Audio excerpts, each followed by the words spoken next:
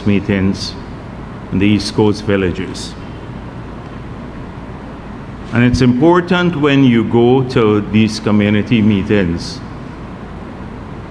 that you listen to the concerns of people, but they also give you an idea of what are the most pressing concerns in these areas. I have not heard any major concern about employment or lack of jobs, which used to be a major issue when I attended community meetings, bottom house meetings in the past. I did not hear many complaints about the health facilities in the region or the lack of educational opportunities for people. Those used to be primary concerns of people. The major concern that I've had, particularly from villages, from the enterprise area coming all the way to Georgetown, has been garbage collection, and we're dealing with this. I dealt with this last week. The state of some of the drains, the internal drains, and I outlined how we are addressing those by increasing the subvention to the NDCs and giving them a mini excavator. But one problem has been affecting large numbers of people that seem to be not just a problem for the East Coast, but in most communities in which construction is taking place. So on the East Coast, although it may not be visible to many people who live on the East Coast and around the country, there is a significant amount of work being done at the back of the established villages. We are currently building a 46-kilometer road, Crusher Run Road, and people who live on the coast would never have a clue about that. But a Crusher Run Road is being built from Georgetown all the way to Mahaica. They have 12 contractors working on that road, and it will cost us about $5.5 billion. That road is to give access to the backlands on the East Coast, so that we can then implement the larger project, which is the transmission of power from the Wales facility all the way to Berbice. We have awarded 3 contracts to build these massive steel towers that you see when you travel around the world. And that contract is nearly $500 million US dollars, but to build that futuristic infrastructure for Guyana. And so people, and that would be, they would have a 230 kVA line on that infrastructure. Right now it's a small one. It runs on, we move power from Georgetown to Berbice on these wooden poles on the railway embankment, which have to be removed. But this would allow us to take large volumes of power all the way to Berbice to industrialize the East Coast, Region 5, Region 6. And because along the way there will be substations, so we can reduce the power, take them off the high-powered transmission lines, and then distribute the power to these communities. Cheaper power, more reliable power, with better infrastructure. Critical for the future. But if you drive, you don't see that happening. This is the machinery of the future being worked on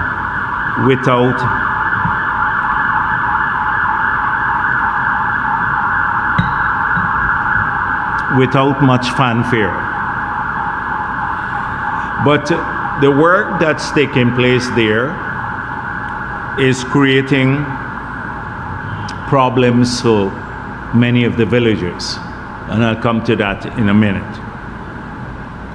Then at the back of the East Coast, we also consistent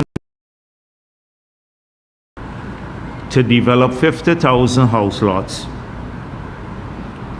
18,737 house lots have been allocated to individuals on the East Coast.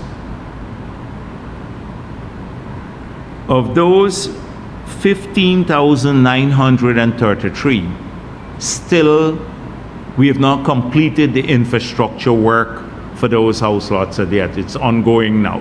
So people have an allocation letter, but we're spending $52 billion putting in the infrastructure now so people can move into those communities. There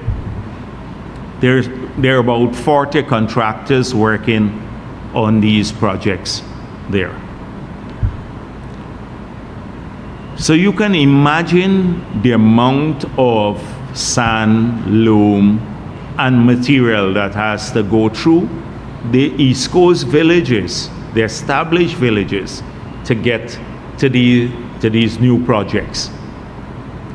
And this is creating a problem for some communities on the East Coast. Major problems for some, others not so much. So what the ministry did was they designated some access through which the contractors will transit to the backlands to develop these projects. Crucial projects for the future, but their construction is causing some discomfort to people. So there are some access ways like in Lusignan, LBI, in Enterprise, that most of these trucks use. There are other communities too along the East Coast. Now the people are up in arms because of the way the trucks operate. But the reason I'm talking about this is that it's not a problem unique to the East Coast. It happens in almost all of the communities where construction is taking place. So the people who live in these areas understand the need for development. But they're upset with the way the trucks operate. So this was a major concern that arose on the East Coast. So yesterday, I convened a meeting with all of the contractors who are working on all of these projects. And the minister was there, Minister Colin Crowell, and the traffic chief. And we made it clear to the contractors that we'd hold them responsible for the way the trucks operate in these communities. So I want the people on the East Coast to know that the instructions are quite clear, that when these trucks, we're going to now put speed limits, low speed limits through the villages, which the police will now, they're going to mount these almost immediately, these signs up. Then just behind the villages, when they get to the backlands, the speed limit will go up because they wouldn't disturb anyone there. The trucks are required to close the tailgate both ways, when they're full and when they're empty, because the tailgates, when they leave them open, they just clang all the time when they go over sometimes the speed humps and disturb people. They're required to cover the trucks so that the dust doesn't affect people, and where necessary, they're required to keep the road damp, that is to soak the road. It's all part of their contracts. So the police will now enforce these provisions, but we're not going to hold the truck drivers, we're going to hold them responsible, but ultimately it would affect the contractors. That's why I met with the contractors to see that they should, to insist that they should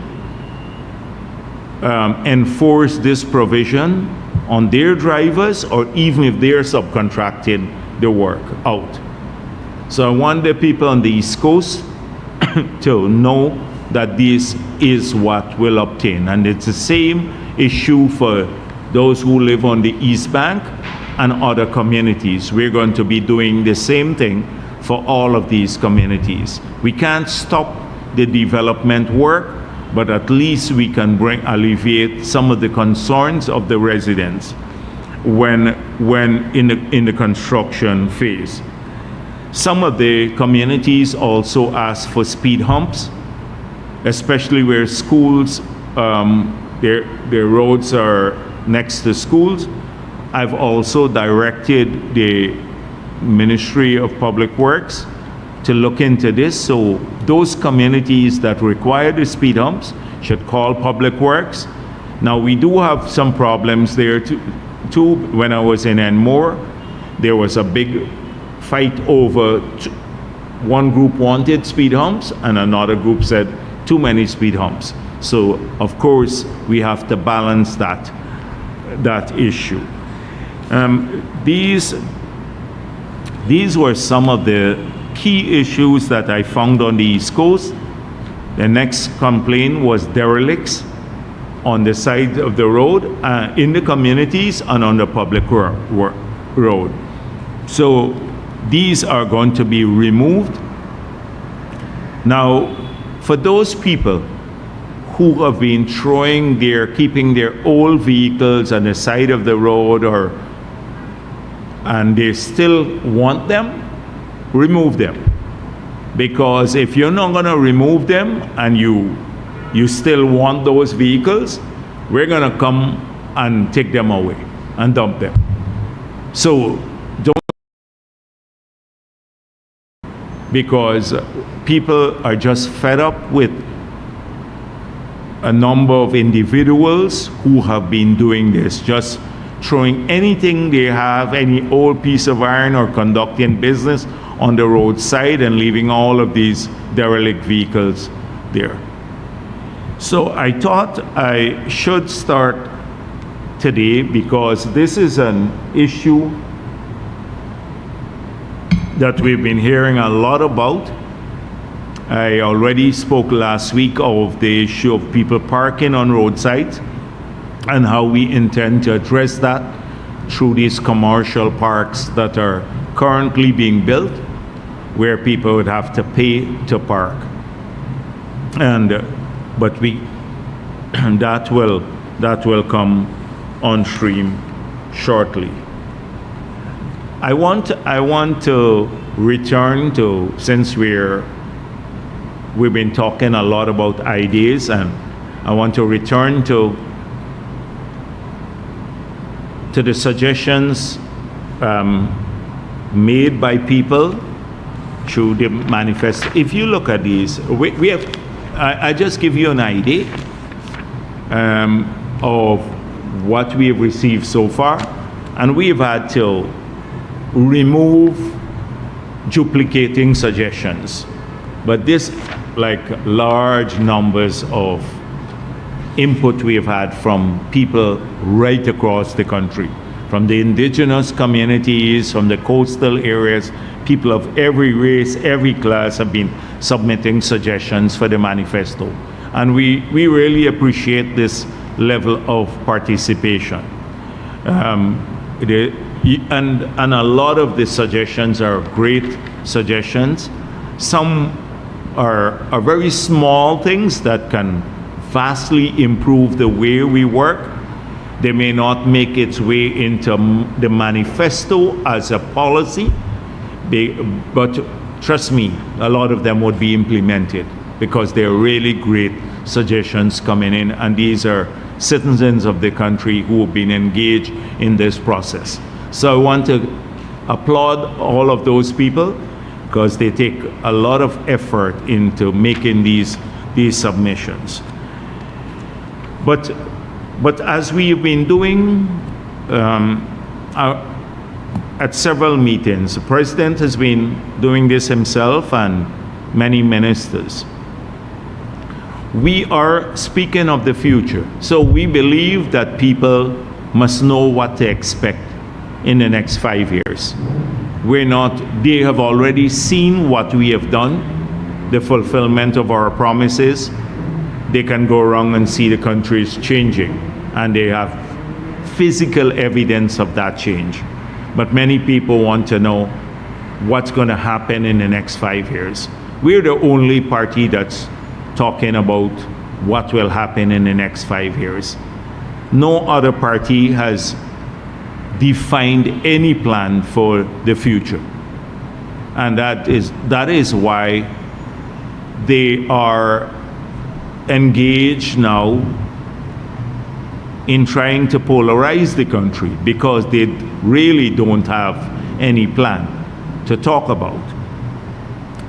So I want to return to a couple of things that have been, because I saw some of the suggestions coming up again that we had spoken of earlier. And this is the introduction of the blockchain technology in fighting corruption and promoting greater accountability. Now, the blockchain technology, I spoke of this in the past, is what powers digital currency. And so it's almost tamper-proof. You can't go back and change codes that are from the past. So we have to use this technology in some places where we have had complaints about tampering with public records. The land registry, for example. GGMC,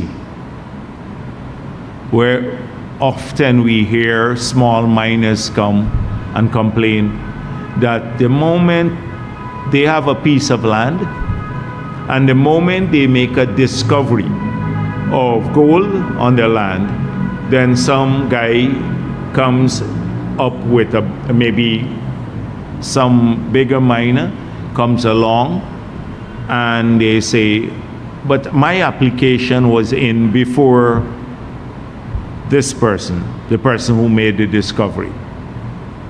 And you know, we have the policy at GGMC is first come, first serve. It's done on that basis, the allocation of the land. So if you discover a prior application, then most likely the other person will get the land. And they often tamper with the records. You know, they just go and stick in an earlier application from a wealthy guy or someone of that nature. And this is a frequent complaint I get here. And there's no way that the policymakers can verify this. But if we have a tamper-proof technology and the records are all kept in this form, nobody could go back and change records to suit particular individuals or to disadvantage maybe small people. And at the land registry, we hear this often. So this is something that we are committed to introducing in many public sector agencies that have to do with records and public service in particular areas. The electronic patient's health record system is being worked on now. We've already awarded that contract. In the next term, every person in Guyana will have their record, and it would be in an electronic form. It would follow you through your life. So whether you go abroad, your doctor from abroad could access this record, of course with their appropriate safeguards. If you go to a public institution or private institution, your health records can be accessed. And then it lends itself to better delivery of health care. Of course, that is why we pass privacy laws, to ensure that people's records and the content of their records doesn't get into the public domain, because there'd be serious penalties for people who release people's medical records. But this is a crucial piece of work that has been awarded and is advancing now, that will change the way we deliver health care to some extent in the future, apart from what the other things we're doing now, which is improving facilities and management and getting more personnel and getting more medical, the drugs in the hospital, etc. All of those will be the combined package for the future. But again, this electronic patient's health record system is moving faster. There's been a big public support for cameras and e-ticketing systems and a lot of that. The police using more technology in solving crime. I've seen some criticism of the camera in one of the editorials. But wherever I've gone, like on the East Coast villages, people are saying, when are the cameras going to come to our communities? We just don't want them on the highways. We want them everywhere in our communities, because we have a lot of petty crime, in some of these areas. We don't even report some of the petty crime, but we want the cameras in our communities. So there's a massive public support for this sort of thing. And I can assure you, like I said it on the East Coast villages, as soon as we're covered, the highways and the command centers are built out, then all of the villages and different wards in the city, etc., in the towns, will get these cameras along with street lights, because 100,000 of those are now being procured to go into all of these communities to focus on security. But I just wanted to come back. And the e-ticketing is gaining public support because no one can request a bribe. You can't negotiate with a camera. So if you're a politician or you're the commissioner of police and you speed, you'll get the ticket. You can't go and say, I'm an important person or not. Once you breach the limit, the speed limit, or anybody, you can't go and bribe the policeman too. A lot of people not happy about that. They will want you to stop bribery and everything else, but then they're saying, you shouldn't have the e-ticketing system. It's going to expand, and it will cover more activities. It will cover more activities because you'll be able to track vehicles that don't have their fitness up to date, maybe even eventually their insurance. So from the time you move past a camera, they'll flag all of these things. You don't need a policeman any longer to stop you on the roadside, etc. You just get, a ticket at home. So I know people are not happy with this because they've been receiving tickets and they say, they call me and they said, I wasn't speeding. And then you have the vehicle there and the exact speed at which they pass the cameras. They don't lie. So using that system more to hold in law enforcement, apart from the cameras, but for traffic management will be vital. And then also in the next term, we have to ensure that we have a foolproof way of addressing the public concerns. Like the 911 system must work, and it must work in a fashion that it holds people accountable. We intend to, at the police stations, if you make a call to a police station, then the call gets recorded there and gets kicked to another national system where it gets recorded.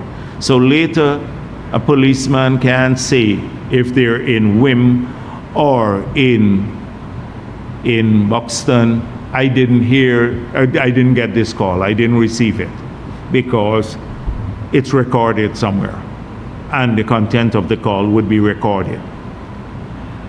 So what I'm getting at here is using, we spoke of the digital society in the past, and I'm just giving you a little glimpse into some elements of that digital society that will change the way they interface with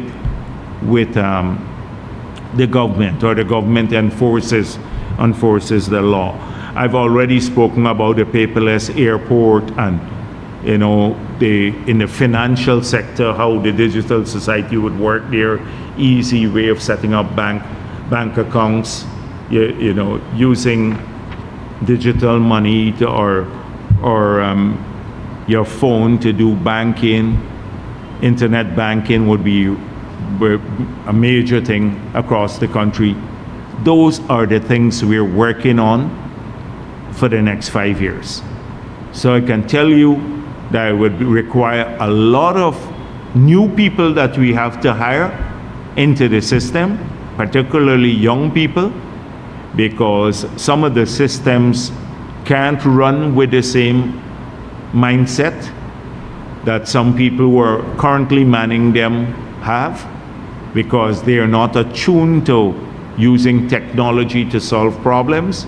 They don't have the requisite skill, so they'll be retrained, but then we'd have to hire a slew of young people to populate these entities and to run this system. This would be a crucial thing for the future, and I hope that young people would get ready, in fact prepare themselves for this. So we're going to emphasize scholarships in many of these areas, like cybersecurity and this sort of stuff, like people, even maintenance for the cameras and a whole range of stuff that we have. Emphasis on those kinds of jobs for the future. I just wanted people to start thinking about that. So hopefully, if you have additional suggestions on the digital society, that's the feedback I'm giving to you now, those who have been sending this information to the party, because there's a party's press conference, so you've been sending, and I'm grateful for that, but this is the direction. So we're still open to ideas about additional areas in the digital society that we can work on that will allow us to better deliver government services to people and make the lives of our citizens easier, less time consuming. They can do the things that they do now. If they take a day to do it, they can get it done in minutes, like processing of passports, a whole range of stuff. Accessing almost any government service will be through these online portals, even in the agricultural sector. The online portals will, you can just go there using AI to answer questions. So if a farmer calls in and says, I have a particular bug on my farm, and you may say, upload a picture of the bug, a picture of the bug. They just upload a picture of the bug. They'll tell you what bug it is, and also what kind of maybe drugs you have to use, pesticide to get rid of it. So that sort of thing where you now have to hunt an agronomist who might have to come and visit your farm and check what kind of, bug you have or what kind of infestation, that could be eliminated. Using it in education, AI in education will be a massive new direction for the government in the next 5 years. And this is something that we're excited about from the perspective that we can then deliver almost individualized education to the children. Well, not just children, to people of the country. And having said that, I want to reiterate what I said, because this suggestion before, what I said before, the suggestion has been coming up a lot, that we will build the labs in every region. We'll build labs in all the regions, so that those who are doing technical scholarships on the gold program, that they don't have to move physically to Georgetown to do the labs, because it's very costly. And this is all in keeping with our trust to reduce the cost of funding education from parents. We've already done it by making university education free, paying for the CXC and CSEC, 8 subjects. The children grant, we're exploring also how we can assist with transportation in the future. But this is consistent with that team. So if you're in Essequibo or you're in Linden, you don't have to come to Georgetown and rent an apartment to go to UG, because on the gold scholarship you can do your labs. You'd have a lab just in Linden, or one in Anna Regina or somewhere along the Essequibo coast, or throughout all the regions. So you can do all your labs there and then do the tutorials online. So that will happen too. The president has been mentioning a lot. He recently met with a group of people and he reiterated this point about the development of commercial areas, small commercial parks, for want of a better word,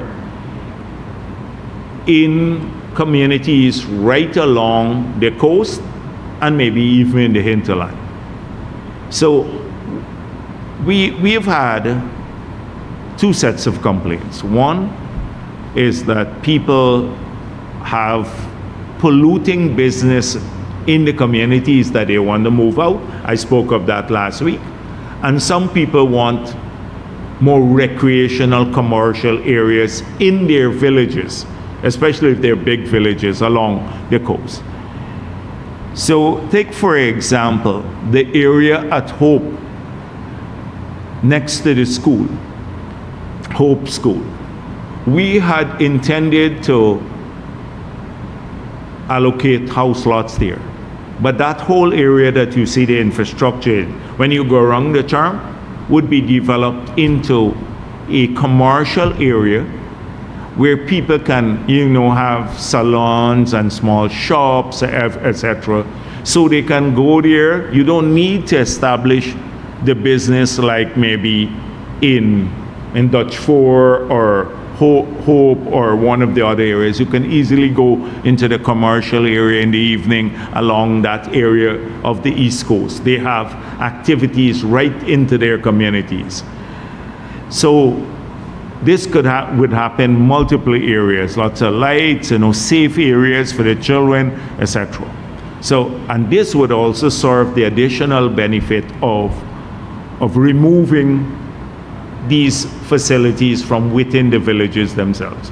Outside of that, we'd also have to do the industrial parks. So commercial for non-polluting and industrial parks for the welding shops and everything else. You can't put that in the middle of the commercial areas.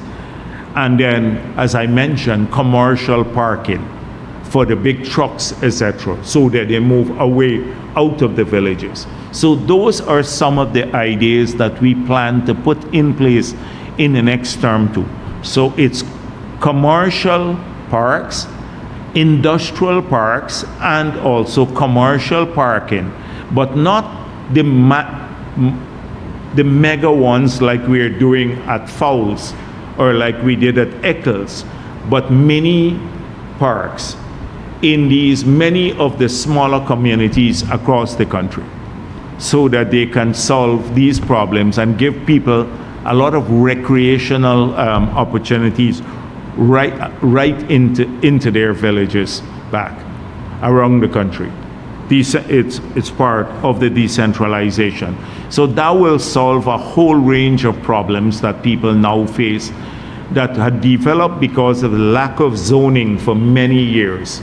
Maybe for 50 years, the zoning laws were not enforced, and therefore you can have a polluting activity right next door to where people are living, and creating problems for them. So that is something that you're gonna see in the next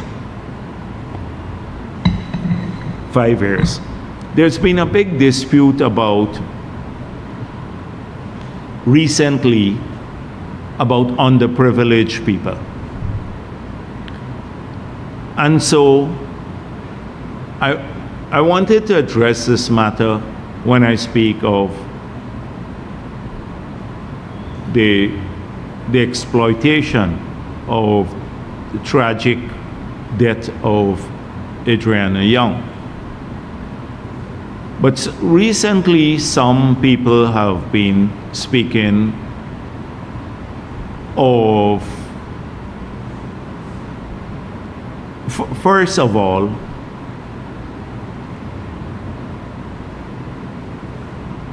we've had, I spoke of this before, a number of people who we believe dishonor this child's death and life, and their family made it clear too, they don't want violence, by engaging in violent activities and looting, beating people up, stabbing them unprovoked on the street like the homeless man, all in the name of justice. So I was pleased that everyone condemned it, including the opposition parties. They said, and disassociated themselves from this. Then they blamed the PPP. They said the PPP had planted people to do this sort of activity using the 10 days workers. Now, another group within the opposition is saying that the people who did this were disadvantaged and underprivileged people, and that the failure to address them is somehow a failure of the PPP's governance in office. So let me make it clear, first of all, that these individuals have nothing, they're not PPP plants. If they break the law, I don't care if they claim they're PPP or not, but I know that many of them were mobilized by the opposition, who then distanced themselves from them when they got into trouble. But whether they're PPP or not, I support strong enforcement action against anyone who broke the law. I support that. So a few people, very few, may be caught up in the protests unfairly. But the majority of those people who are charged and before the court, there are video evidence of their transgressions, them breaking the law, looting or harming people. Now, they have to be dealt with in a single way, with the full force of the law. Nobody is immune from strong legal action. But are we, as a society, did this group of people who now been defended by the opposition, did they do this because of exclusion from society? That's the question. They seem to blame the PPP for their exclusion from society. So clearly, we have to do much more work to reach poor people. But if you talk about underprivileged people and poor people in this country, you have as a duty to trace, and you blame politicians for it, you have to trace the evolution of poverty and the evolution of wealth creation and opportunities historically. And the People's National Congress, and AFC, have had control of this country. They ran this country for more than half of the period since independence. They are 28 years in office. Then they had another 3 years from 2012 to 2015 when they controlled the parliament. And then they had 5 years as a government. So what did they do for underprivileged people and poor people in Guyana? In 1992, in 1990, as I pointed out recently, 89%, 7% of the population was living under the poverty line.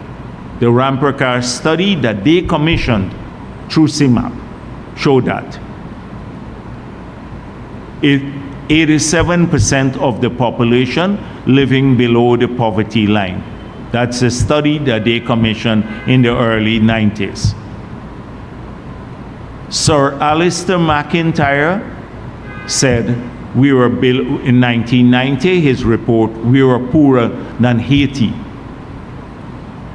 So you didn't only dispossess or made poor a small group of people, you made almost the entire country poor. That is your track record. People of every race, not just a couple of guys who are robbing people. You made everybody poor. Public servants were pauperized in that period. When we got into office, the minimum wage, on which most people around the minimum age, was $25 a month. You recall the period, if you ask your parents, etc., you would find out that the public servants were busy trading. They were used to go to Trinidad and buy little things in suitcases and come back into Guyana. Couldn't survive in that period. So we took that country, no middle class, no housing there in that period. They'd stopped building houses. People didn't have jobs. We were burdened by debt. No drugs in the hospital, the destruction of all the infrastructure. And by 2015, we had a growing middle class of people of every race. In fact, a fairly large middle class, but lower middle class. We had people starting to get wealthy again. We had fixed the finances of the country, made it solvent again. So that was the record of our 23 years in office. I'm not going to go through it there. People started owning things once more. We had a Diamond Scheme built, Eccles built, Amelia's Ward expanded, Block 22 in Linden expanded. I can list the number of places. Sophia, that was a squatters settlement. We started putting in infrastructure in Sophia, etc. People started owning things. They started getting jobs. Then you got back into office. 5 years. Where was Nigel Hughes or Cathy Hughes? At their press conference, they're talking about these people are dispossessed. And that is why they behave in that criminal manner. But what were they doing? Cathy Hughes was a minister.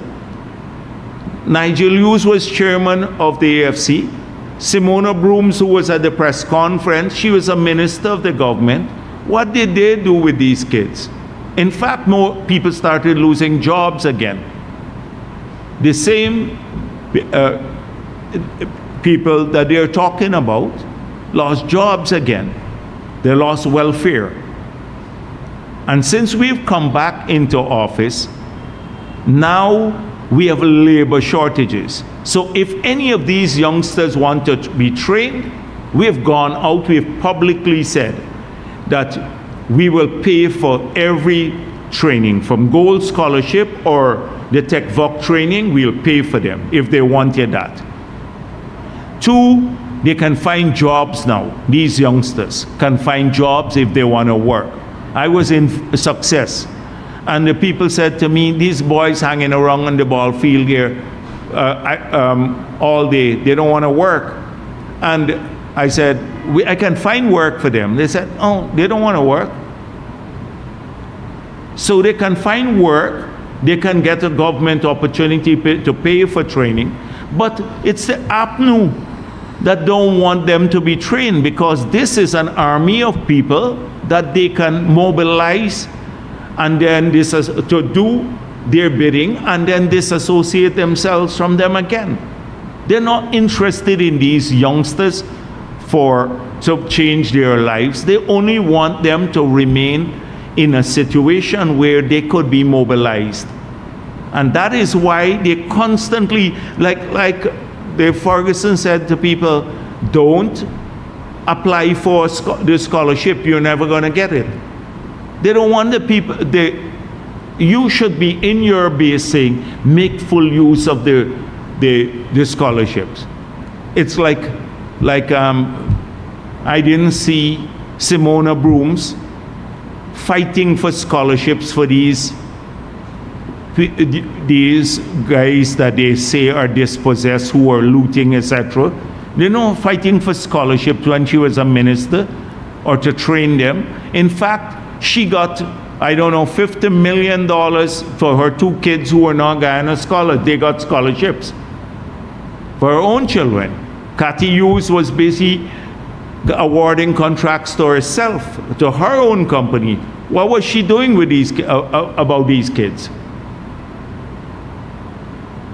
So now they blame the PPP. Now more people are being trained under the PPP. When I went to Ling Avenue, we got 62 of the young ladies in that community to go through the BIT program for training. You ask how many of them went to Lane Avenue in the 5 years and got anybody to be trained. We got a lot of youngsters from those areas now under the heavy equipment training program. In many villages, in Sophia, we have done this, and across the country. We've been making an effort to get all of our people. So it's good We will continue to work because we can't lose these youngsters. It's a problem across Caribbean societies and maybe globally, where we're losing more men. The women are making more progress in society. They're enrolling, they're finishing primary school, secondary schools, university, and the men drop out. And we have to make an effort to catch them. So we have to make a serious effort. Even when they go into prison, we have to try to rehabilitate them, like we're talking about compulsory schooling in prison and all of that. And the idea is to catch them even before they get into prison. But you have a group of people, the PNC, AFC, and the others, and I'm calling their name now. They want these kids to remain. This is a pool of people that they can mislead constantly to carry out their bidding. And then they abandon them like they did now. They said they're PPP people. So they show up, they're all gone to prison, or a lot of them have been remanded to prison. So it's disingenuous, it's disgusting that they would blame us for this. We have made an effort, an outsized effort to include people. And their failure in government and even out of government, they don't even service these youngsters. They only go there around election time or to mobilize them for these activities. So some people in this group, they're misguided, and others are purely criminal in intent, and you have to come down heavily on them with the law enforcement. But the misguided ones we have to keep working with. And how do we structurally adjust this? This brings me to this point that we're talking about, the civics. So in the next government, we have to go back. Compulsory subject in school must be the civics, or citizen education. When I was president, I met with the religious leaders and from the 3 major faiths in Guyana, and I said to them, they asked to introduce religious education in school, and I said, we cannot do that because, you can offer it, maybe do it on your own, but we can't do this. But I'm prepared if the 3 groups get together and come up with a series of things that we can teach, say, call it moral education or something, whatever we call it, then we're prepared to put that in the school system. But I think if we can go back to that, to get the religious communities to come up with the common things in the 3 major faiths in Guyana, which is, when you look at it, it's basically they all want the same thing.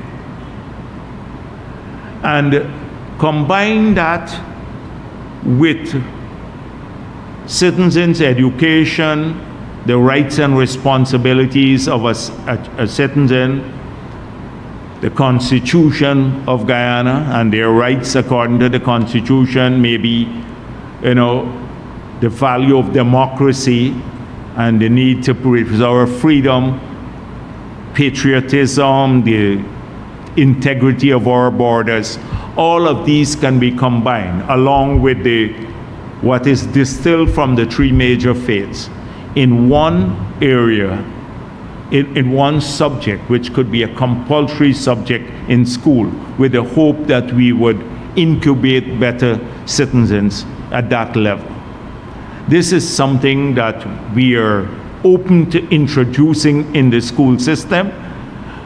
So hopefully we be able to have more patriotic people, and people who would not lie so blatantly. Look at the callous and disgusting attempt to use this child's death to to mobilize people for a political purpose or to polarize our people along ethnic lines. This is a disgusting attempt by the opposition.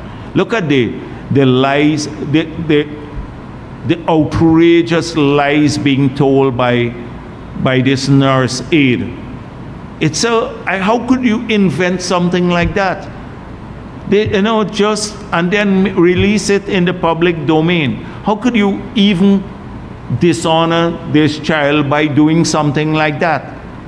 And then spread it. Their influencers were spreading it like wildfire. You have to be warped to believe something like that the minister would ask a nurse aide, not even a nurse, to go and witness an autopsy and to give her technical opinion of it.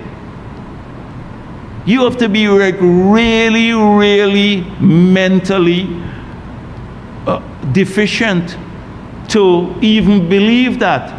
The nurse aide, you qualify for a nurse aide because you can't make it as a nurse as yet. You don't have the requisite qualification. But the minister would ask you to give a technical opinion on the autopsy. The 3 pathologists are there, trained 12 years of their life, 15 years, thousands of autopsy combined among them, and you give an opinion. The minister wants your opinion, and people imbibed it. They spread it like wildfire,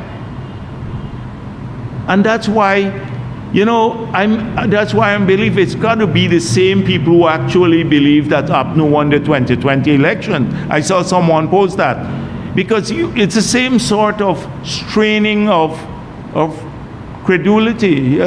It is really something. And then a lawyer, a mediocre lawyer at best, not a prominent lawyer, suddenly can pronounce that the death is a result of a homicide. Without any investigation, without any, I can't imagine that, and people would allow themselves to believe this stupidity, because they are looking for something to hang on to. And why are they looking to polarize our people? Because they cannot go to the electorate with achievements or plans. They're not going to talk about jobs for people in the future, or whether you would own a car or you're going to own a house, which we are talking about. We want people to own things, to have a better education, to have a better health care. They can't compete on that. This is the only way of getting people to vote for them. Go back to the old racism. And everything is PPP.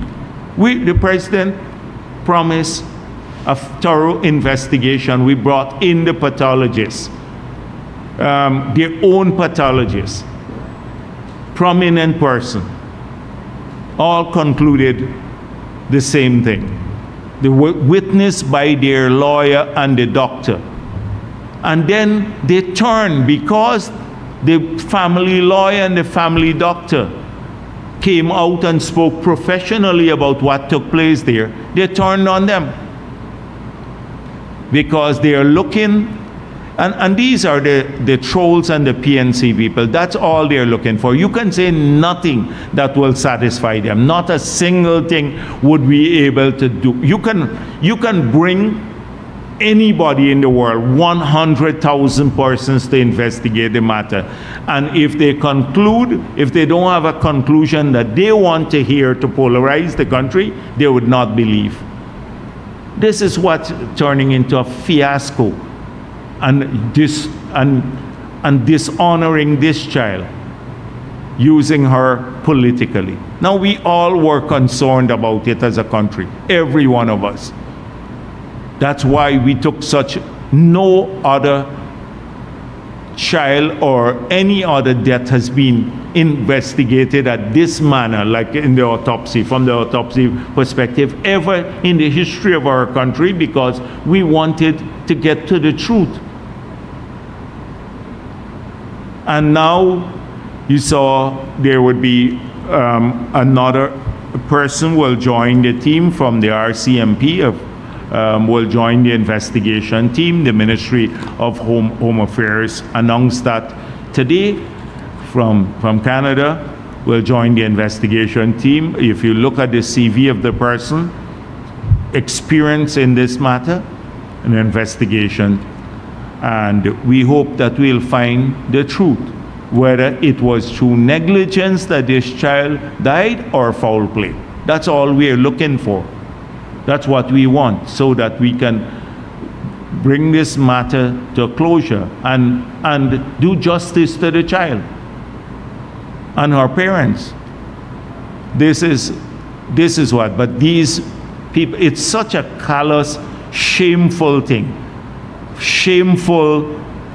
for them to do. Imagine hosting the press conference there just outside the hotel. Nobody was paying attention to them. And even now they're not paying much attention to Nigel Hughes and his gang of misfits that were there. And they even lied on Norton. You saw Cathy Hughes lying blatantly. That is the typical AFC people. They lie all the time. Remember, Patterson said he had the SOPs that showed they won? You remember the same Cathy Hughes with her Russian thing helped to rig the elections in 2020? Well, the Hughes got a taste of it.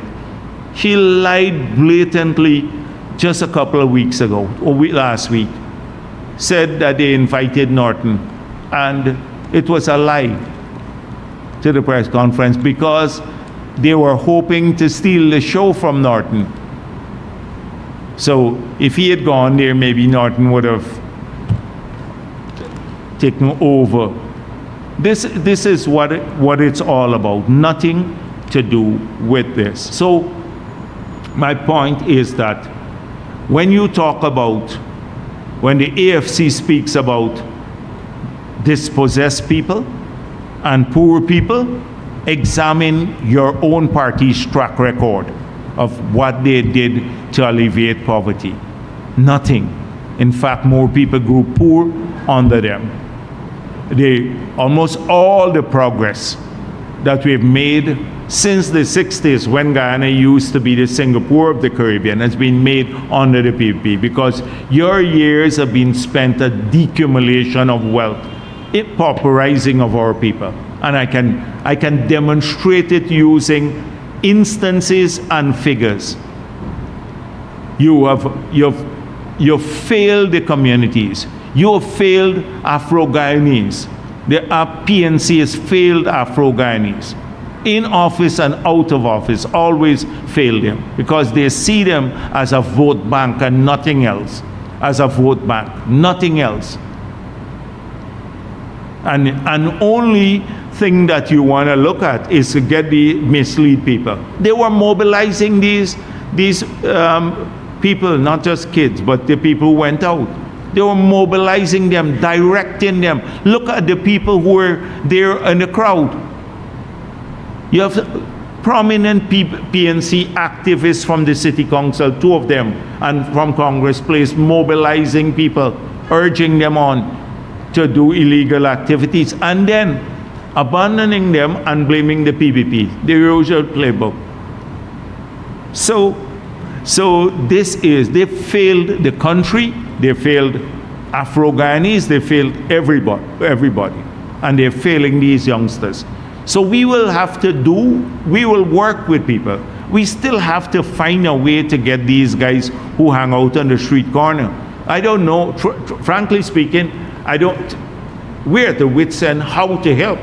Because you can find a job for someone or get them trained, but how would you, if they don't want it, that because they find it easier to rob somebody, like like in the villages on the East Coast. It's not just an all-boys town phenomenon or a Georgetown thing or among Afro-Guyanese. Now, it's in a lot of the Indo-Guyanese communities too.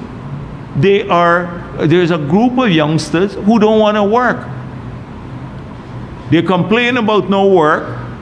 In my village, you have a lot of people. I've seen they complain, but they don't. If you find work for them, a number of them come to me. They don't want to. They don't want the regimentation of work. They want to just hang out, maybe work 2 days. They don't show up elsewhere, to work, and then rob people. It's not just something for government. It's for the churches and everybody else to work with these youngsters. So we have to find a way of embracing them and working with them. But if you commit criminal acts, you burn people's property, or you beat them up, or you stab them, or you loot their stores, you got to go to jail, because that's a criminal act. That's a criminal act. And look at the lies again that the PNC would tell. Now, there is this man, the man issued a statement, Glenroy Fraser. So they're trying to say, and they've been attacking the judiciary all the time, and the powers in the judiciary remain silent. They attacked the Chief Justice a couple of weeks ago, Norton himself, and now another magistrate. So they said this Glenroy Fraser, a PPP activist, created the impression he was part of the protests and the looting, and that Sonia Parag talked to the magistrate and got him released after he was remanded. They put out a statement. Now, it's true that Glenroy Fraser from Belladrum was on our list at local government, and he's an activist of the PPP. But the matter that he was in court, this is what he put out, his statement. He explained it. This is what, I'm going to just read a little part of what he said. Well, outside of the outrage at the press release by APNU, I wish to make factually clear and to avoid any doubt, the matter I have before the Weldad Magistrate Court is separate and completely unrelated to the illegal protests and unlawful activities that occurred in West Berbice on the evening of April 28, 2025. As a matter of fact, I have an ongoing court matter since September 11, 2024, with Ivan Reynolds, a known PNC activist who struck me on my head whilst I was conducting my itinerant business at Belladrum Secondary School. He had an old matter there before the court, and then they went and lied on him, the PNC, and the magistrate might have remanded him because of that old matter, and then his lawyers got involved. This is what they're saying, oh, the PPP got their activist who was part of the protest released from remand, lying on the man. This is the typical PNC way of working.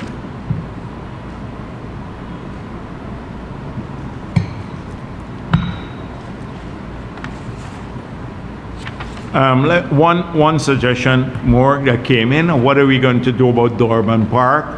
Everybody keep asking about that. I'm talking about the manifesto. Remember, I was just manifesto promises. I was just talking about what we're going to do in the next term. And this civics education is something we want to introduce compulsorily in school. Hopefully it would tackle, some of the issues that we have, that people would not spread the lies so quickly on social media or believe the lies and be so gullible. Now, some people you can't help. They would spread the lies for political reasons. A lot of the PNC activists, etc., they do it. But hopefully if we do that. So I was still on that. But the Durban Park, I want to say, we will rehabilitate it. It was a monumental PNC corruption, 600 million missing from it. Of the 1.6 billion that they said they spent on it, 600 million missing formally through the audit report. I don't know informally how much was missing, because you can't tell me you spent $1 billion on that. But we need to fix it. So I want to say to the people who have made this suggestion that we clean it up and fix it up in the next term, yes, that's going to be done. It's going to be, I think we've learned in the 5 years, we had to let APNU have its monument to their five years in office. Now, I want to, today's editorial in Stabroek News, tariff strategy or paralysis. So,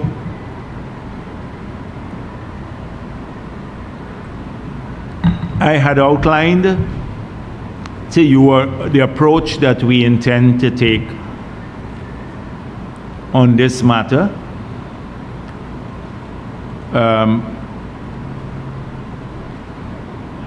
When the US announced the reciprocal tariffs. I met with the exporters and I said to them, we intend to engage the US administration because we believe that we have some very strong arguments why this tariff should not be applied to Guyana, given that the tariff was calculated on the basis of the trade surplus which we had with the United States of America. They applied the standard formula for all countries that had trade surpluses with the US, and as a result of that, we were stuck with this reciprocal tariff of 38%.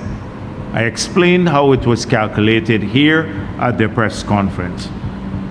I told the reporters that we're hoping to get this removed. We'll be working with the US administration on this, and that should we not succeed, we have explored a number of measures that we intend to pursue that would allow our exporters to still remain competitive in the United States of America. None of those measures that we spoke of has to do with retaliation against the US. So this is the Stabroek editorial. It says, many nations, ours accepted, have already formulated retaliatory measures to counter the potential economic damage. So what they're suggesting is that somehow we're deficient in Guyana because we don't plan to retaliate against the United States for this tariff, that we're deficient and that we're not planning enough. It's a paralysis. Now you have to be extremely stupid to hold that view. How could a country like ours, with a bilateral trade that we have with the United States of America, plan retaliatory tariffs against the United States of America as one of the menu of measures to address this matter? Everything has to lead to one conclusion: cooperation, working with the US to overcome this, not retaliation. What are you going to retaliate against? Even the big countries in the world fear this. The Mexicos, where they have massive trade surpluses, fear this. Mexico, Canada, the European Union. They're cautious with retaliatory measures. And they want Guyana to pursue retaliatory measures. This is the Starbuck News editorial. And we are deficient as a country. And the PPP is deficient because it has not planned its retaliatory measures and told the Starbuck News what they are. Because we have made it public. This is when you get to absurdity. And every week we have to deal with this absurdity that passes off as knowledge or erudition. We have to deal with this on a weekly basis. And Guyana was initially identified as one of the worst offenders. That means we had a huge trade surplus with the US. That made us a worse offender. It's ridiculous. By the way, Minister Ashni Singh had a good meeting with the US Trade Representative, Ambassador Jameson Greer. He was in Washington, and he had a good meeting discussing our views on this matter. It is the quiet diplomacy that we'll work through, and working with the US government so that they understand why the trade surplus arose. It's mainly because of our export of oil, and most of that is from Exxon, a US company. So that is the approach we will take, not planning retaliatory tariffs. You know, even China is cautious about this, but Guyana, you know, they have $1 trillion economy. I don't know who writes this sort of editorials for the Starbuck News. Sometimes really. Now, since we spoke last week, the IMF has gone to the board. Remember, they issued a statement that we had a good management of the oil and gas sector last week. That was the summary of the document, and also at a press conference that they had in Washington. That's what they, when asked, they spoke of that. Good management of the oil and gas sector. Well, the report was tabled, the entire Article 4 consultation, and you would see they also tabled with the Article 4, the staff report, a debt sustainability analysis. And if you look at the conclusion on the debt sustainability analysis, they just had one sentence there. In fact, they have many sentences, but I just draw your attention to one sentence because it responds to all that we've been hearing from all of those people who've been saying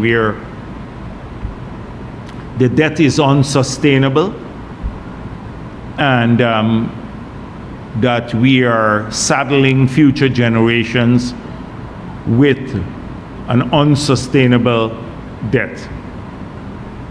So we have pointed out we have some of the lowest debt to GDP ratios in the world, and also that we're using just a fraction of our revenue to service that debt, unlike the past. We pointed this out before, but the one sentence that I wish to draw your attention to, it says total public debt has fallen considerably since 2020. Has fallen considerably, and they measure debt to GDP ratio. So that sentence there would answer all the critics. The next sentence is what the headline of the Starbuck News article speaks to. Guyana does not yet show clear symptoms of Dutch disease. Now, this is the biggest fear for countries that have received a windfall in revenue, that it will cause the Dutch disease, which could be harmful to long-term prosperity, medium and long-term prosperity. It's the worst thing that could happen to a country. It may not seem so. It kills off every other sector of the economy, particularly the manufacturing and agriculture sector, if the exchange rate appreciates, which is a symptom of the Dutch disease. So that is a very, very positive thing for us, because you've had speculations, again, by some of these wild forces in Guyana, that we are already in the middle of the Dutch disease. Then I want to read a sentence to you here, or not a sentence, a paragraph, so you can see what we are focused on.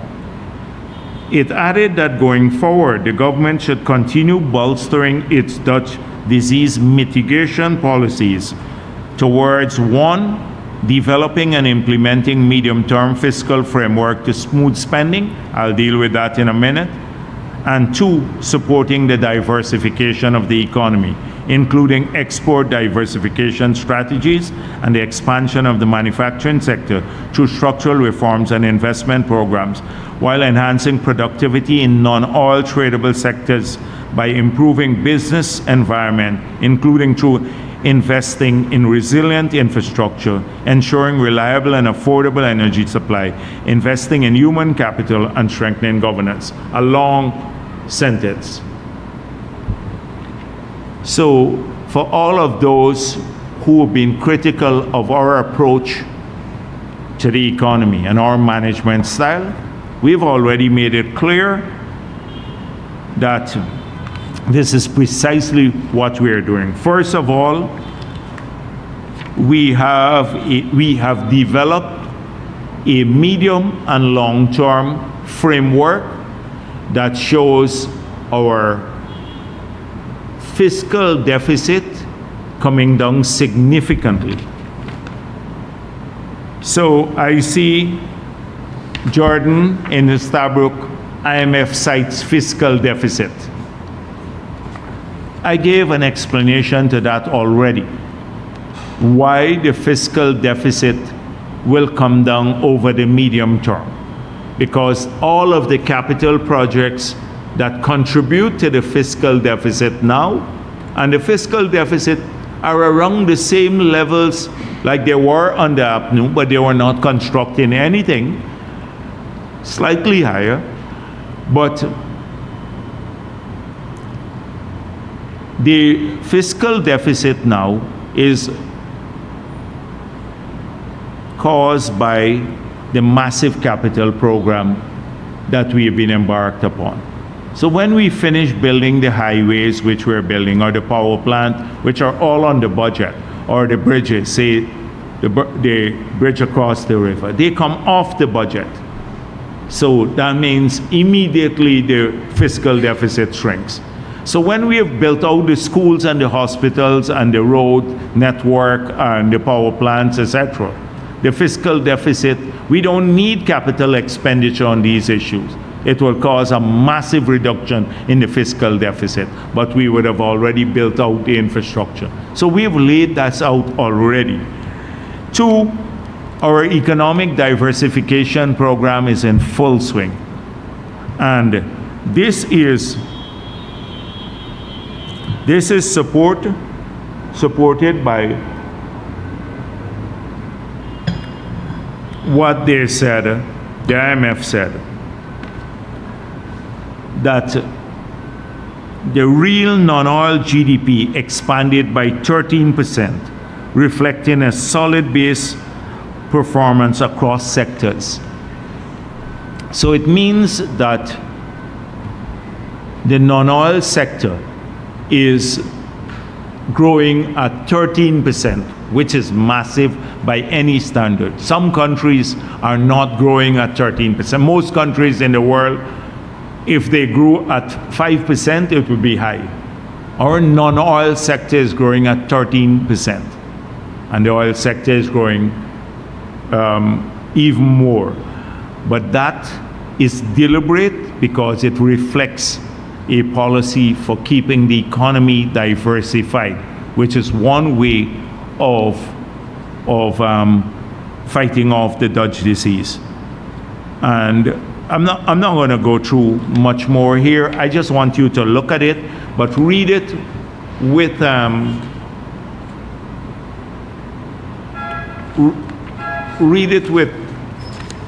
some background knowledge of what has happened. So the Starbuck News took a dig at us and saying that the IMF report also cited labor and unemployment figures from 2021, which may challenge the government's claim here about the creation of more than 50,000 jobs since 2020. Now,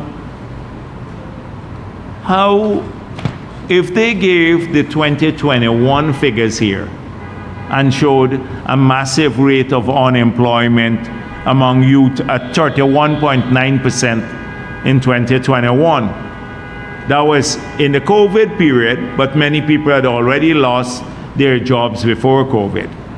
How does that cast doubt on a 2025 figure? That's the baseline. That's where the starting point is. But if you can't tell me today, even anecdotally, that 32% of people who are looking, that's 1 in every 3 persons, a young person looking for a job, can't find a job. We have labor shortages in many parts of the country. You may not get the type of job that you want because the qualification may not be suitable for that type of job, but there are jobs out there for people to get in many sectors of the economy. So the 60,000 jobs are valid. They're valid. In 2021, we didn't have the 15,000 people who were part-time workers in place. So how would that, citing 2021 figures in the IMF report, cast doubt on our assertion in 2025 that we have changed the job landscape in the country? How would it cast doubt on it?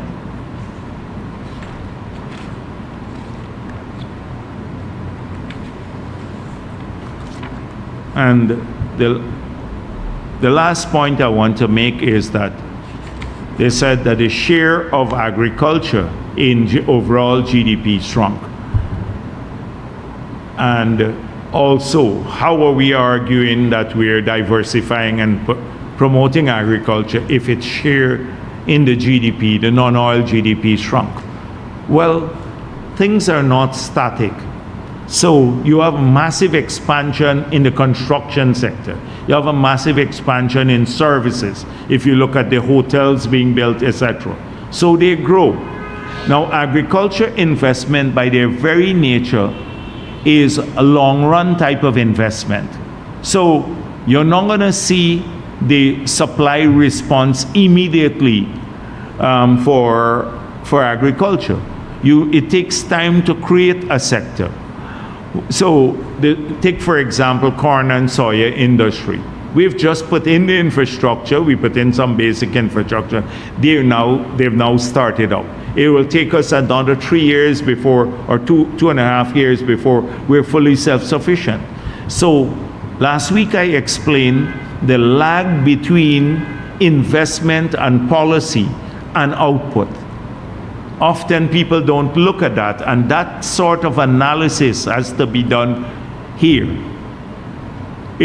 when you look at the lag effect of many of the policies that we are putting in place. So I'm not going to go after Jordan. I'm giving Jordan a break this week. But Starbuck quoted him liberally there. I think I'm going to end there. Yes, thank you.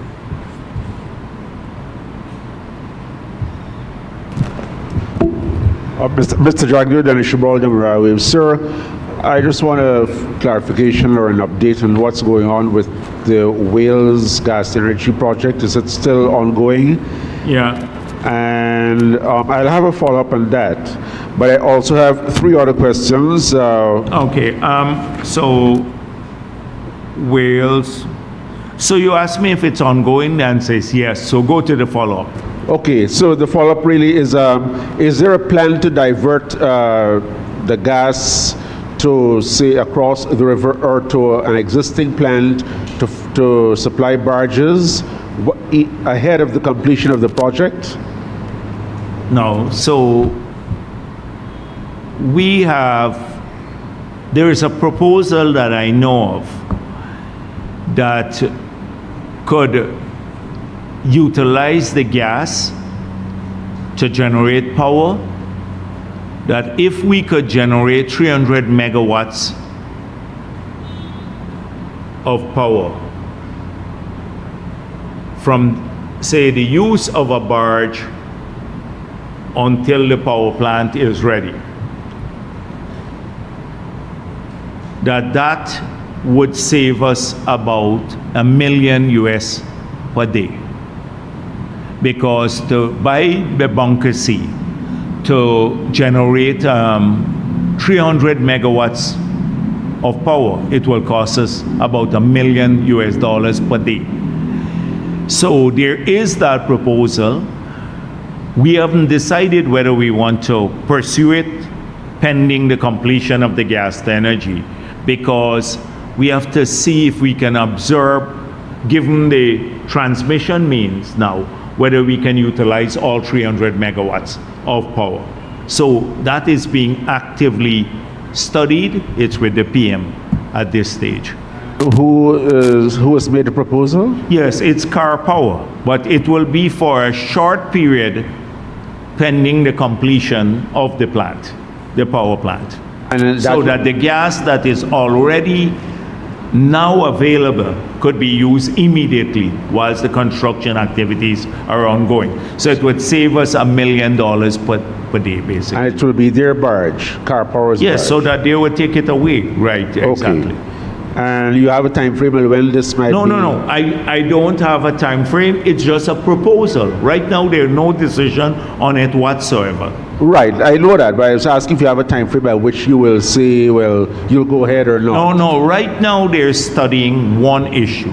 The one issue is that if they generate 300 megawatts of power using our gas now, immediately, and we will get some of the fluids too from the cleaning of the gas, but it would take them to put maybe about 90 days to get it in place. They would, if we can use all of it, bring it in the transmission main and distribute it, then it's a great proposal. It's a great proposal. If we can't use all of it and we have to pay for it and can't use it because they would want you to pay for all of it, it's a big facility they'll bring down, then it wouldn't make sense. And we will not yet start paying for the gas until the project starts, right?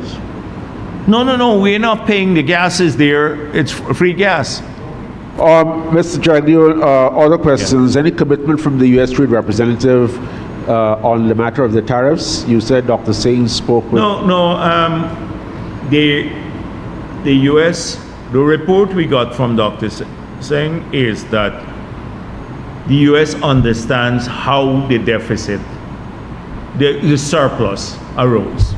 That's the key thing we wanted to communicate with them, that it is as a result of our export of oil, mainly as an export of oil into the U.S.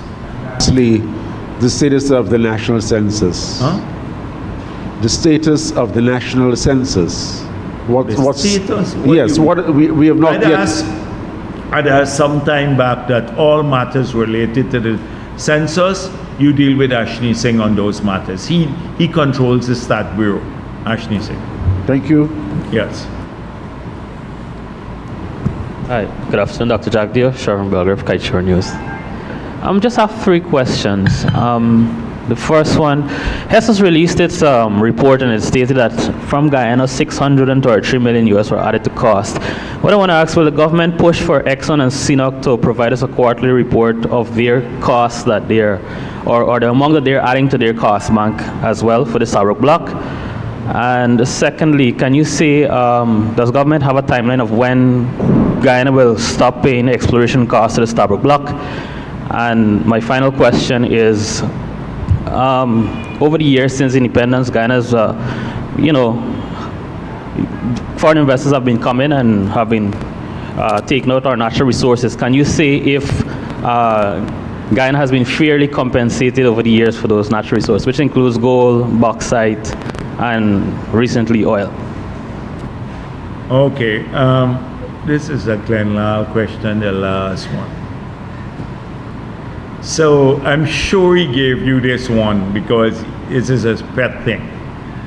So one, let me tell you, I don't know, I see him, the new presidential candidate, then a long time I didn't speak about him. So I was on a radio program and I think there was a reporter there to interview me on the Kiteshore radio, and Glenn Lal crashed the interview. So he had something before him, an iPad, and people were sending him the questions. So he had a hard time even asking the questions. But he brought up the same question. He brought up two things. In fact, three. Let me go through them. One. Up to now, he has not answered. And today I have some time. So he said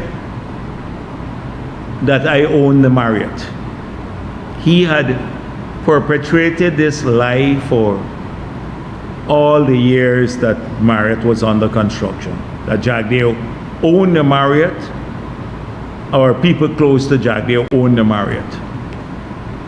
So I said to him, if you can bring the evidence of it. APNU came into office, were there for 5 years, didn't find any evidence that I own the Marriott. It's 100% owned by the government. Then I'll resign.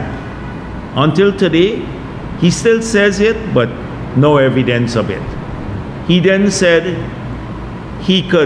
why are we going to build a power plant? He could get a supplier to bring power at 3 cents per kilowatt hour. And until today, I'm waiting for the 3 cents per kilowatt hour proposal. I said to him, even if it's 8 cents per kilowatt hour, US cents per kilowatt hour, you bring the people. We'd sign up a deal with them. Didn't show up to now. And then he made the same point about the people were ripping off us in the bauxite sector. That the Russians and everybody were at Araima. And I said to him, okay, APNU practically chased the people away. We lost 1,000 jobs there. Any concessions that the Russians had, or any foreigner there, first of all, it was Alcoa, Reynolds, then the Russians.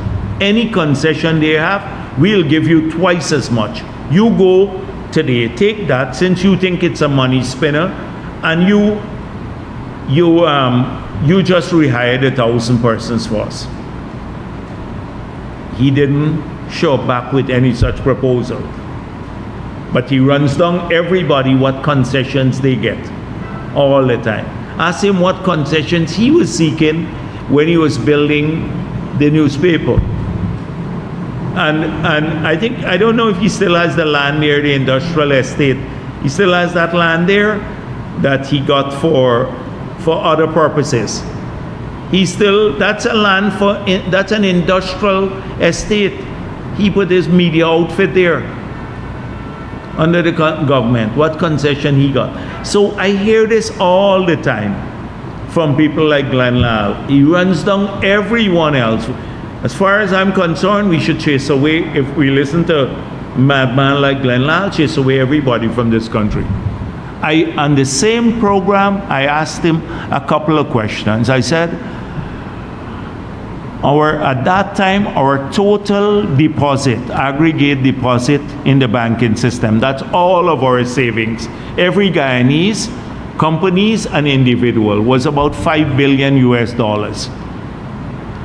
One of the FPSOs would cost you $8 billion, just one. So if we had to take all of our money that we save in the banking system to fund one FPSO, we couldn't even fund it. How do you expect us to produce the oil then? Up to now, you can't get answers because he operates out of the realm of rationality. He operates in a outer space sort of realm. And that is why you can't address these concerns. You yourself had asked us to release all of the contracts that we had with the big companies, the mining companies, because I guess you were encouraged to do that because you thought that the concessions were outrageous and they were variable. One got one set of concession and another got another set or more concessions. You found that they're standard agreement that we have. You saw it. It was released in the public in the past. 2 years now, it's been in the public domain. So this is something we have to deal every day with. It's people who don't have any responsibility, who can own a newspaper, fabricate lies all the time, do whatever they want. They don't have any responsibility for people.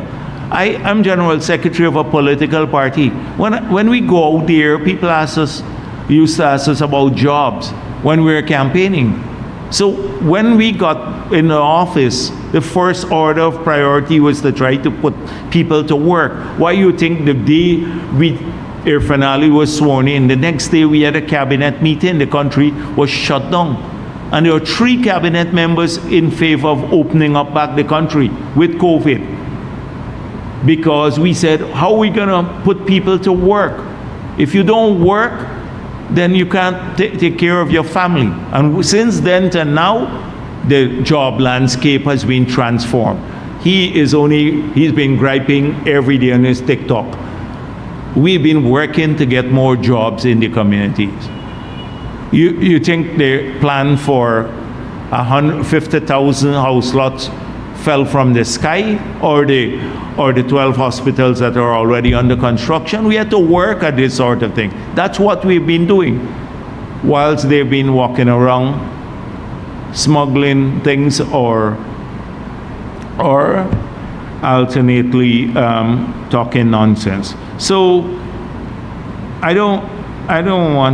long time I didn't talk about Glenn Lal. Today before he gets upset with me, I didn't call his name for a while. So I just thought I'd look at it. The exploration costs, we made it clear that, and the reasoning why the Starbrook, we're not changing the PSA. So at some stage, if we say no more, we're not going to approve future development plans, and that may come in the future, then I think proving more reserves may not be something that they want to pursue. But right now we have no intention of stopping any exploration for more oil and gas. In fact, we are encouraging this. That is why we went out to auction, and the auction came out, which was a manifesto promise, without us having 2 crucial pieces of policy. which we have fixed now, the new PSA and the new Oil and Gas Act. We have fixed those.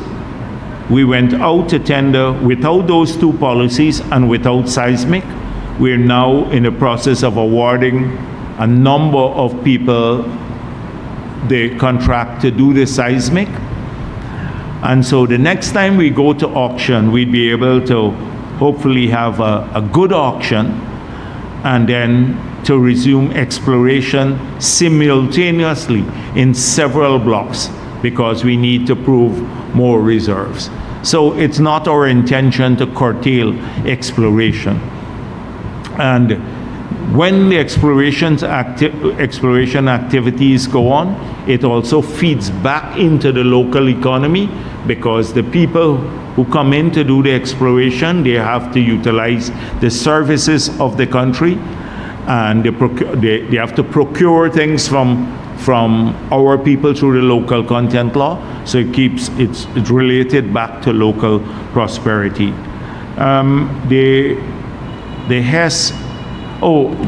Whatever is required by law, they have to supply.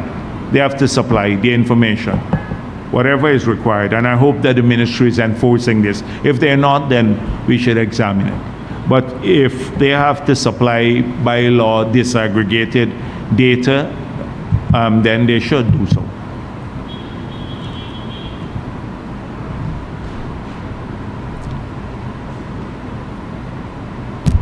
Good afternoon, Mr. Jagdeo. Good afternoon. Milton Granum from Stabrook News. Can you say on the Marriott Hotel, Palm Court, also Integrated Management Group is their name also, they had submitted an offer of 85 million, I think it was, which is pretty attractive. Can you say if the government is considering selling to them, considering that the highest bidder had passed away?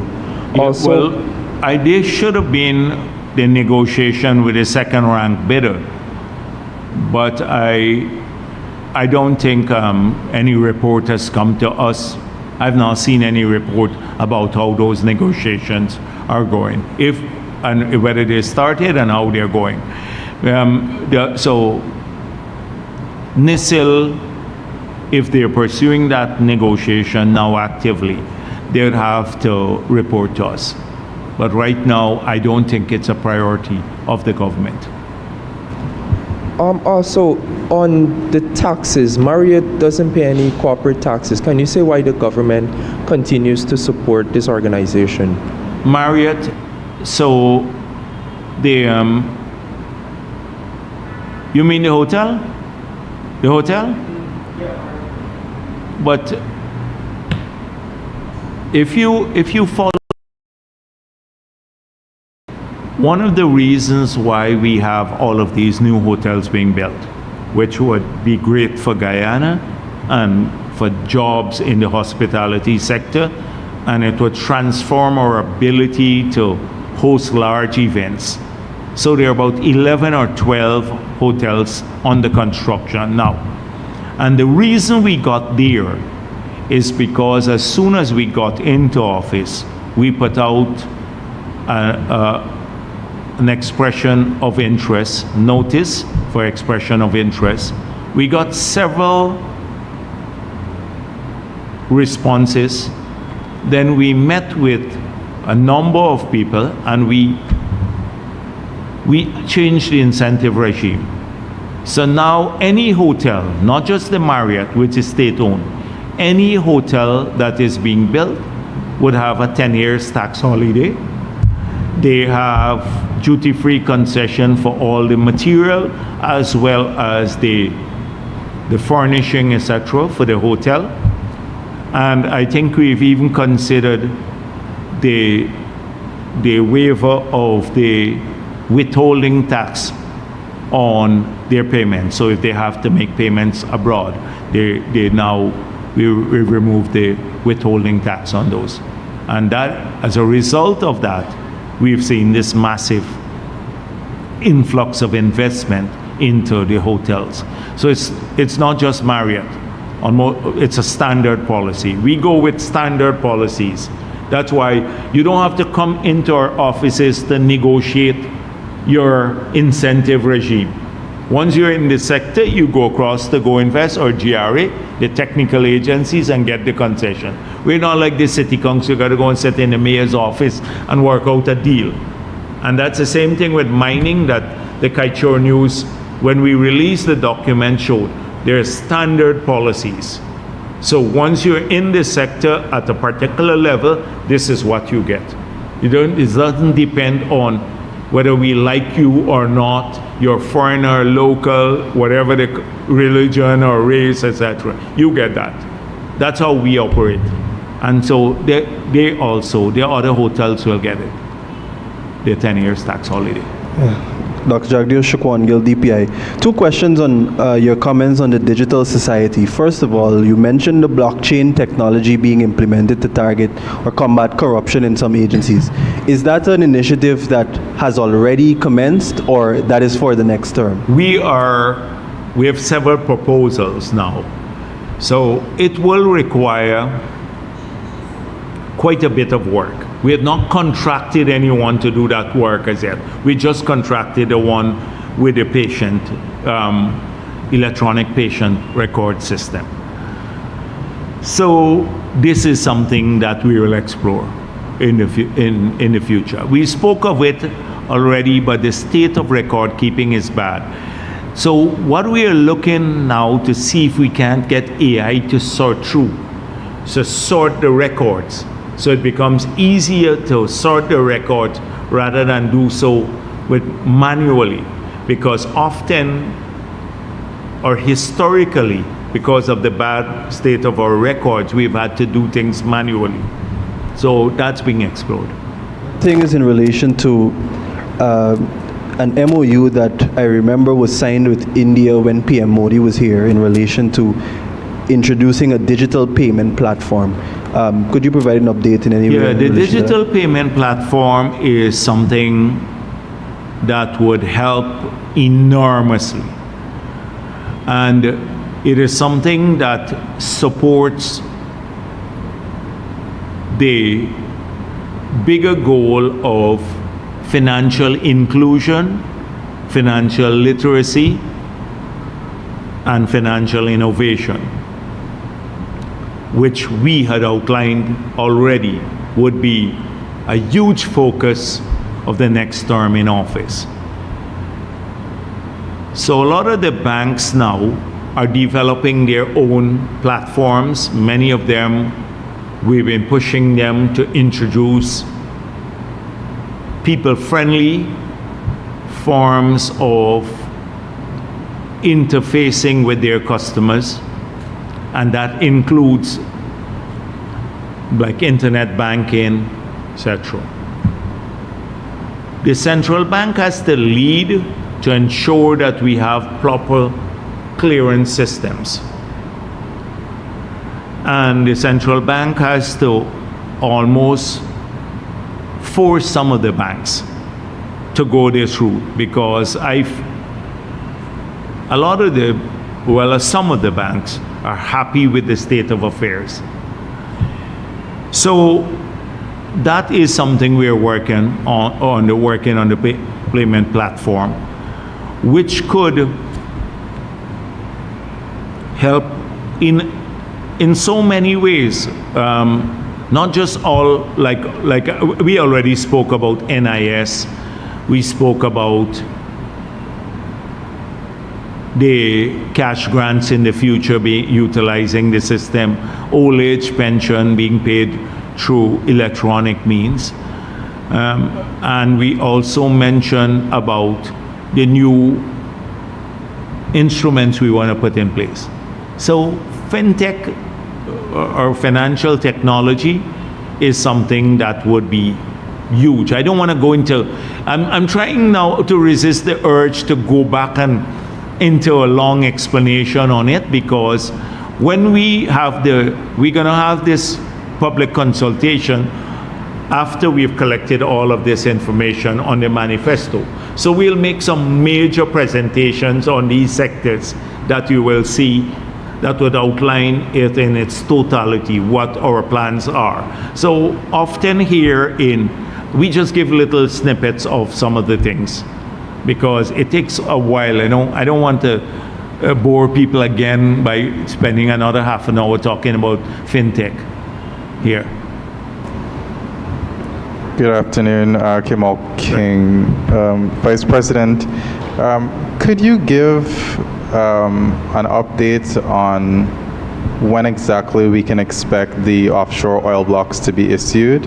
Earlier during the energy conference in February, we heard that the government was coming to a point where about 3 or 4 blocks it was going to issue. You need to, these are routine things, so I don't know where we are now. You should ask the ministry. They should be able to give you an update, because I think they were ready some time ago with one of those to move it forward, but I don't have an up-to-date report on where they are now with those. Okay, I also wanted to ask about the... We've been very lenient, to tell you the truth. We've been very lenient because some of the blocks involve local people, and we were really bending overboard to try to accommodate them. And we're still trying to do that too. Well, the thing is that the wait seems very unusual when you look at how quickly some countries conclude their auctions, and this has been taking quite a few years to... So let me give you I started off by giving that explanation with the hope that it would serve as an indicator of where we're heading. So clearly we had a manifesto promise that we will move away from the old method of allocating oil blocks, which was if you make an application, you get a block, to a new system for awarding blocks to people.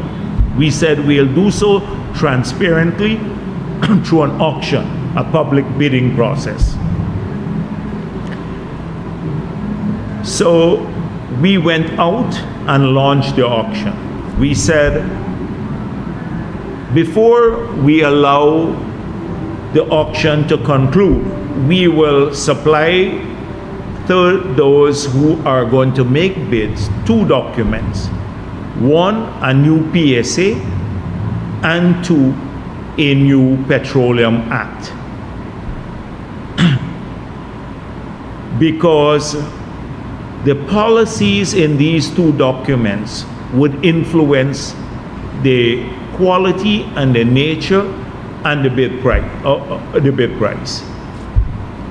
So the new PSA said, if you were bidding now and you didn't have a new PSA, you were bidding against what was there in the Stabroek block. That would have been the impression in the bidder's mind, that they would have to pay a 2% royalty, zero corporate tax, etc. We changed that to a 10% royalty, a 10% corporate tax, and 65% used for cost recovery. So clearly that was a material change that would have influenced the bid. We didn't get that done in time. It took a long time. We couldn't close the auction. The auction became protracted because it took us some time to develop that policy.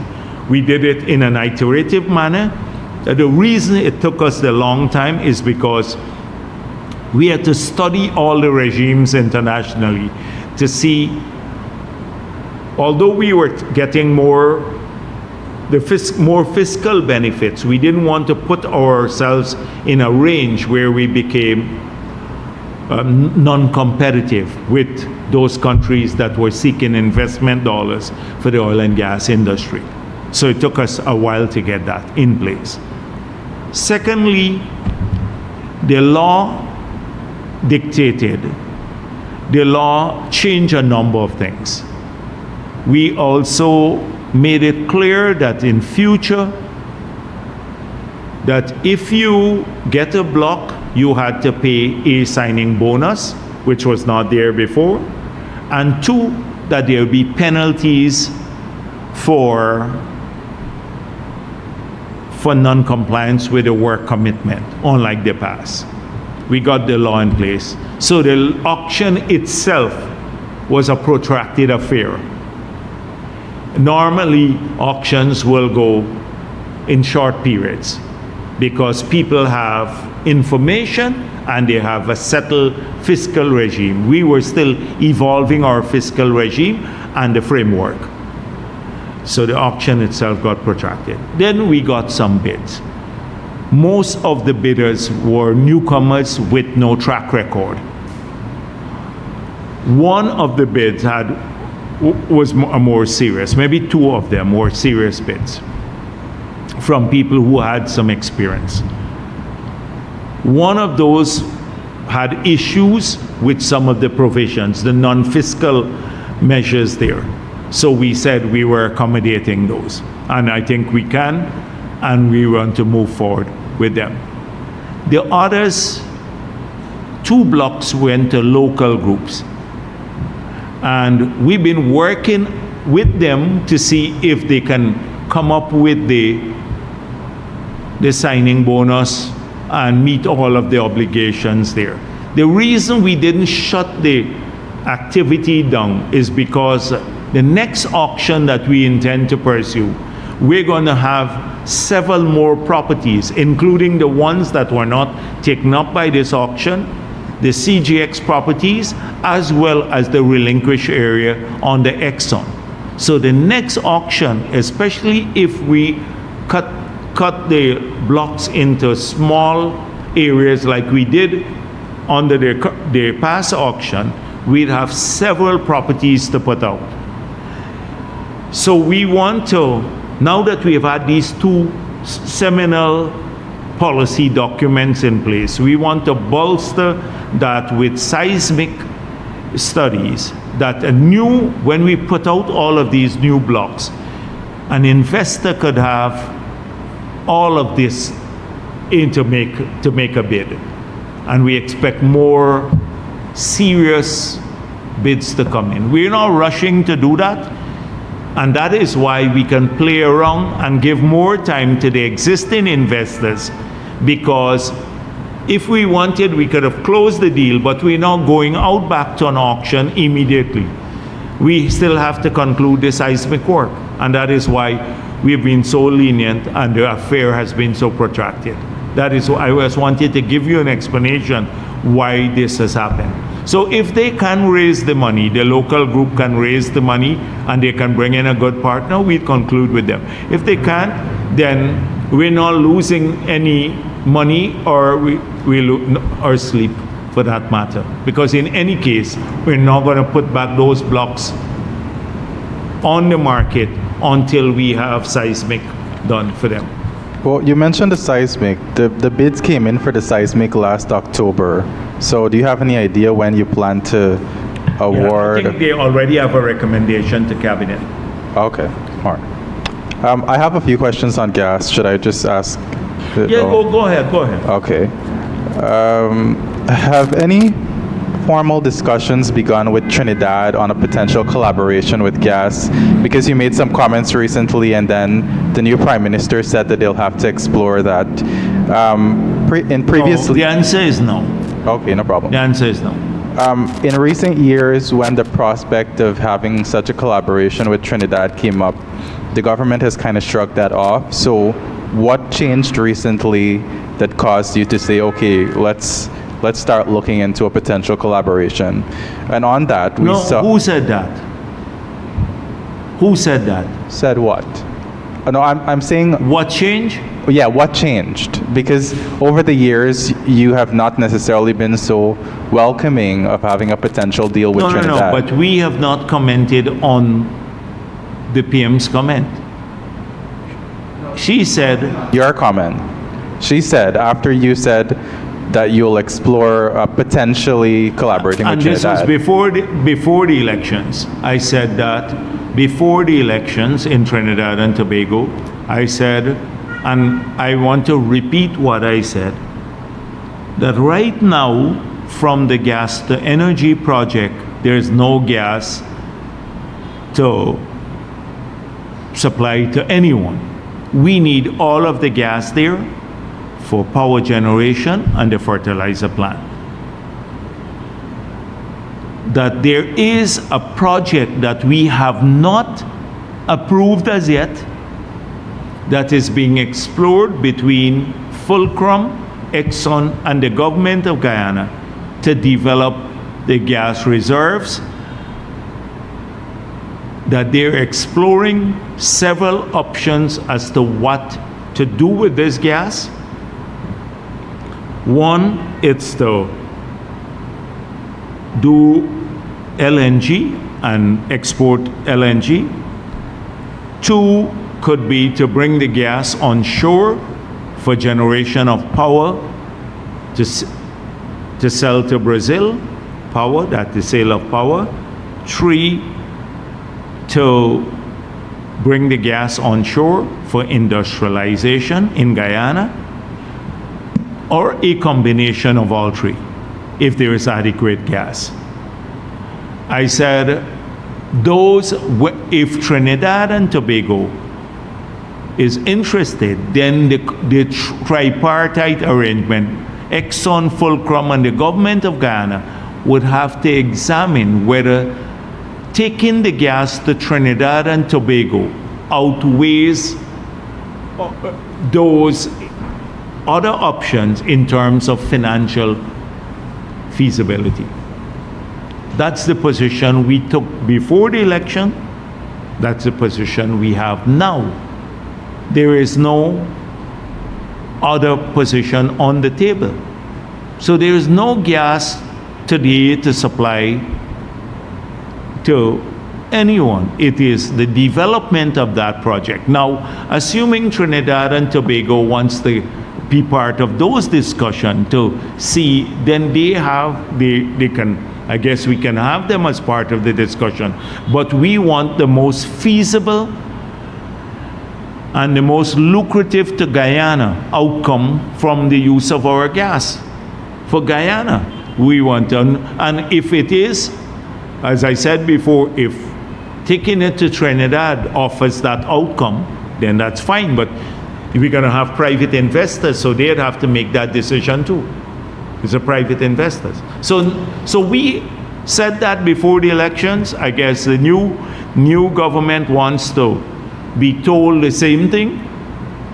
So we will meet with them, but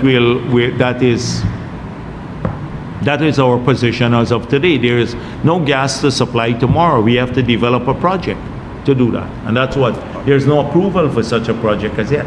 And on that, the PM who just left office, Mr. Stuart Young, he said recently that any pipeline from Guyana to Trinidad to carry gas would have to go through Venezuela's waters. Do you see that this be making such a partnership with Trinidad maybe unrealistic? I don't know about Venezuela water. Let me don't say what I want to say, because about the maritime boundary, but I don't think he is right. Okay, so when we spoke in February at the conference, you said that Exxon committed to giving the government news on their gas development plans by the end of March. Now in May, do you have anything to report based on government's engagement with Exxon on gas? And while at Offshore Technology Conference in Houston, Alastair Routledge said that the gas reserves are dynamic, so Exxon is not necessarily going to give a number when asked about the quantity of gas. So what metric is the government using to determine the quantity of gas in the Stabroek Block and the government's comfort level with the gas-related projects that Exxon has proposed and is looking to propose in the future? Yes, so this is why this activity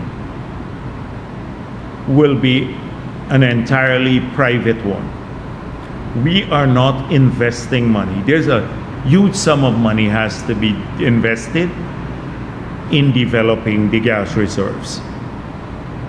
So the government is not looking to be part of an equity participant in the venture.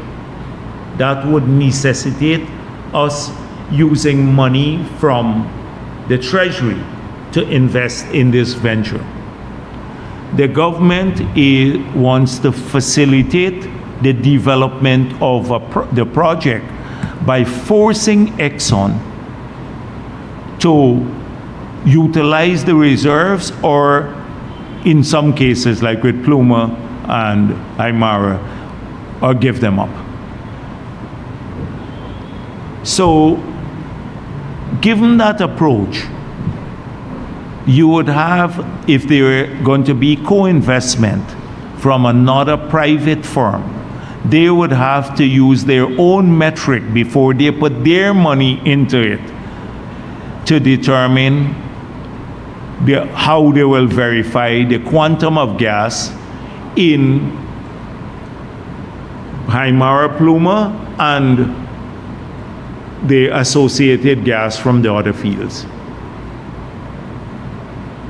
So that is why we're not going to get into at the government level this issue about how much gas is there, etc. That requires a lot of study. But the guys why do you think we chose this approach, which is to, through a public process, select a company that can lead that charge because they're more technically qualified to do so, to put the pressure on Exxon. That is why we chose the company, and they're pushing for that to happen. So that's why, for me personally, since we are not an equity participant, but we want the project to be developed so we get paid for our share of the gas and we get the taxes from the venture. So that's what we want. But we're not willing to invest our money, taxpayers' money, into this venture, not as an equity participant. For me, one of the major themes that's coming out of OTC 2025 with respect to Guyana's participation, and this has been the case for the past few years, is the government's focus on keeping the economy diverse.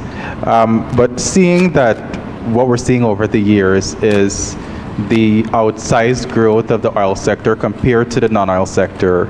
Even though the non-oil economy is growing faster than most countries, what metrics is the government using to gauge its success in keeping the non-oil economy competitive?